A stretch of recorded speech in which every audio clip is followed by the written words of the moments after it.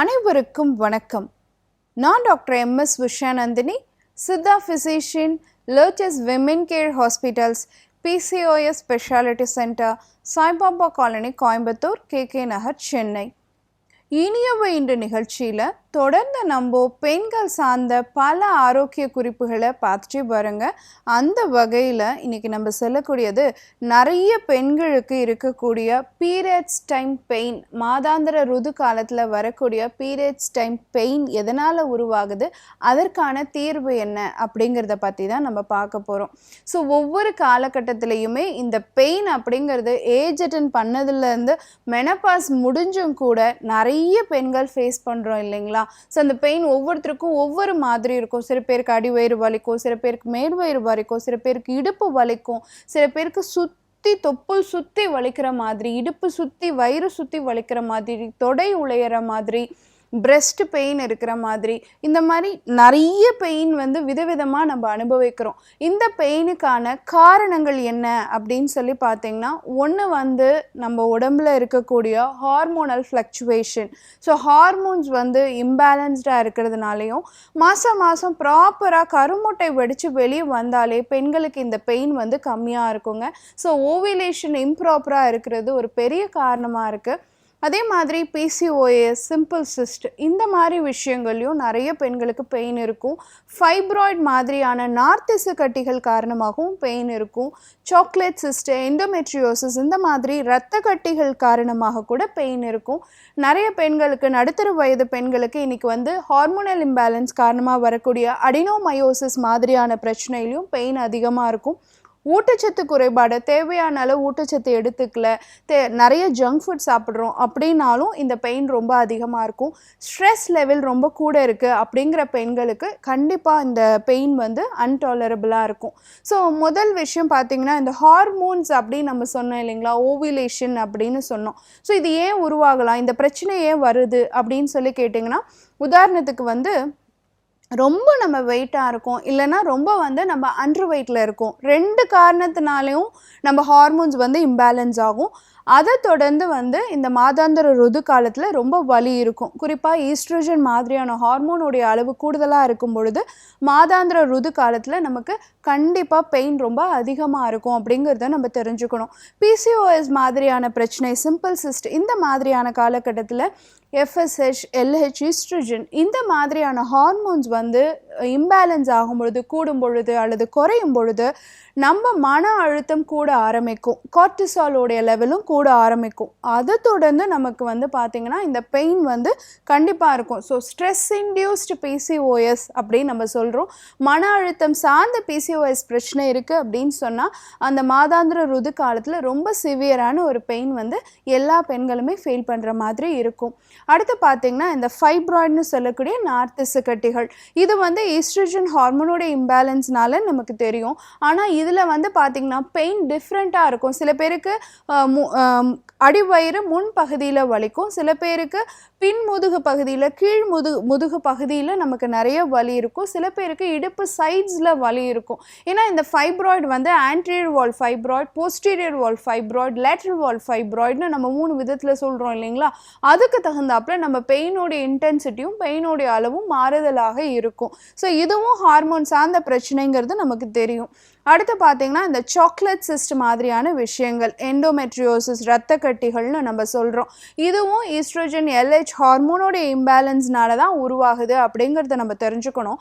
அந்த பெயின் ரொம்ப டிஃப்ரெண்ட்டாக இருக்கும். கிட்டத்தட்ட பார்த்திங்கன்னா அடிவயிறு, இடுப்பு, தொடை எல்லாம் சேர்ந்து வலிக்கும். நம்மளுடைய பிறப்புறுப்பு பகுதி வலிக்கு இழுக்கிற மாதிரி ஒரு வலி இருக்கும். இந்த வலி ரொம்ப அன்டாலரபிளான ஒரு பெயினாக இருக்கும்.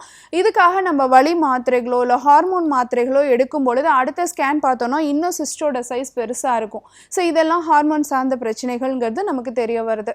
இன்னொன்று நான் சொன்ன மாதிரி அடினோமயோசிஸ், இந்த பெண்களுக்கு இருக்கக்கூடிய கருப்பையில் உள் வரி சவ்வினுடைய திக்கனிங்னு சொல்லக்கூடிய தடிமன் கூடுதலாக இருக்கிறதுனால இந்த அதிகப்படியான ரத்தம் பொதிஞ்சு கருப்பைக்குள்ளே இருக்கும் பொழுது தான் நம்ம அதை அடினோமயோசிஸ் அப்படின்னு சொல்கிறோம். இதை irregular thickening of the endometrium அப்படின்னு நம்ம சொல்லலாம். ஸோ இந்த அடினோமயோசிஸ் பெயின் எப்படி இருக்குன்னா, கிட்டத்தட்ட பிரசவ வலி மாதிரி இருக்கும். கருப்பைக்குள்ளேருந்து ஒரு விஷயம் வெளியே வரத்துக்கு எப்படி திணறுதோ கொடுக்குதோ அந்த பெயின், நம்ம குழந்தை வெளியே வர்றதுக்கு எப்படி பெயின் நமக்கு கஷ்டம் கொடுக்குதோ அதே பீரியட்ஸ் வரும்பொழுதும் நமக்கு அந்த பெயின் அந்த கஷ்டத்தை கொடுக்கும். இதுவும் ஹார்மோனல் இம்பேலன்ஸ்னால உருவாகக்கூடிய ஒரு விஷயம்தான். ஸோ பெண்கள் மாதாந்திர ருது காலத்தில் 13 வயசுலேருந்து 50 வயசு வரைக்கும் இத்தனை காரணத்தினால அவங்க வலியை அனுபவிக்க வாய்ப்பு இருக்குது. இதுக்கு என்ன காரணம்ங்கிறத பேசிக்காக நம்ம ஐடென்டிஃபை பண்ணணும். இதை நம்ம ரூட் காஸ் எப்படி இருக்கும், என்ன ஹார்மோன் பிரச்சனைனால எந்த மாதிரி விதத்தில் வந்திருக்கு அப்படிங்கிறத ரத்த பரிசோதனை மூலமாகவும் ஸ்கேன் பரிசோதனை மூலமாகவும் நம்ம தெரிஞ்சுக்க முடியும். ஆனால் இந்த மாதிரி எந்த வலி இருந்தாலும் எல்லாரும் தேடி போகிறது வலி நிவாரண மாத்திரைகள் தான்.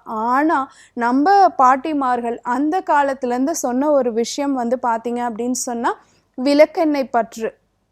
ஸோ அடிவயிறு சுற்றி, மேல் வயிறு, தொப்புள் சுற்றி நல்ல ஒரு கை நிறைய விளக்கெண்ணெய் எடுத்து நல்லா அப்ளை பண்ணும் பொழுது அது தோல் வழியாக ஊடுருவி உங்கள் கருப்பையோடைய கண்ட்ராக்ஷன் ரிலாக்ஸேஷனை நார்மல் பண்ணி கொடுக்கும். ப்ரோஸ்டோகிளாண்டின் சுரப்பை நார்மல் பண்ணி கொடுக்கும். அப்போ ஈஸியாக உங்களுக்கு அந்த பீரியட்ஸ் டைமில் வரக்கூடிய பெயின் நல்லா குறையும். இது அந்த காலத்துலேருந்து நம்ம பயன்படுத்தின ஒரு முறை.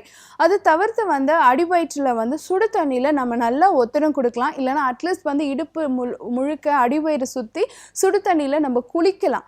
இது ரொம்ப பயனுள்ளதாக இருக்கும். பீரியட்ஸ் டைமில் நிறைய பெண்களுக்கு நம்ம இந்த தீர்வை சொல்லி அவங்க பயன்படுத்தி பெயினே இல்லாமல் இருந்த காலகட்டங்களும் இருக்குது. அடுத்து பார்த்தோன்னா நம்ம வீட்டில் இருக்கக்கூடிய சில அஞ்சரை பெட்டி மருந்துகள் நமக்கு தெரியும். ஒரு ஸ்பூன் ஓமம் எடுத்துக்கோங்க, கூடவா சின்ன துண்டு இஞ்சி எடுத்துக்கோங்க, ஒரு 2 கைப்பிடி அளவு புதினா எடுத்துக்கோங்க. இதை நல்லா அரைச்சி ஒரு கஷாயம் மாதிரி நீங்கள் ப்ரிப்பேர் பண்ணி கருப்பட்டி போட்டு எடுத்துக்கலாம். இதில் ஓமத்துக்கு அகட்டு வாய்வு அகற்றி செய்கை உடையது அப்படின்னு நம்ம சொல்லியிருக்கோம். அதாவது கருப்பைக்குள்ளேருந்து ஒரு விஷயத்தில் ஒரு கேஸ் ஃபார்மேஷன், ஒரு கேஸ்ட்ரிக் பெயின் தான் நம்ம ஃபீல் பண்ணக்கூடிய ஒரு பெயின். ஸோ அந்த கருப்பைக்குள்ளேருந்து வரக்கூடிய அந்த வாயுவை முழுமையாக வெளியேற்றக்கூடிய தன்மை ஓமத்துக்கு இருக்குது. அதே மாதிரி இஞ்சிக்கு என்னன்னு பார்த்தீங்கன்னா கருப்பை டீடாக்சிஃபிகேஷன், யுட்ரஸ் டீடாக்சிஃபிகேஷன், கருப்பைக்குள்ளே இருக்கக்கூடிய கழிவுகளை முழுமையாக வெளிப்படுத்தக்கூடிய தன்மை இஞ்சிக்கு உண்டு. புதினாக்கு பார்த்தீங்கன்னா அதிகமான கால்சியம் சத்து இருக்கிறதுனால கருப்பை தசைகளுக்கு போகக்கூடிய அந்த கால்சியம் சத்தை நல்லபடியாக உருவாக்கி கருப்பை நல்ல சுருங்கி விரக்கூடிய தன்மையும் இரத்த ஓட்டத்தையும் சீர்படுத்தி நம்மளுக்கு மாதாந்திர ருது முழுமையாக வெளிப்படுறதுக்கு சப்போர்ட்டிவாக இருக்கும். ஸோ இந்த பானத்தை நம்ம பீரியட்ஸ் டைமில் எடுத்துக்கலாம். இதை தவிர்த்து வீட்டில் எப்பயுமே ஒரு பொடி ரெடி பண்ணி வச்சுக்கோங்க. வேப்பிலை, பூண்டு, வெந்தயம், இதை 3ஐயும் சேர்த்து நீங்கள் ஒரு பொடி ரெடி பண்ணி வச்சுக்கலாம். இதை நீங்கள் ஹாட் வாட்டரில் கலந்து குடிக்கலாம். இல்லைனா பச்சையாக கிடைச்சதுன்னா ஜஸ்ட் 1-2 தட்டி ஒரு கஷாயம் மாதிரி போட்டும் நீங்கள் எடுத்துக்கலாம்.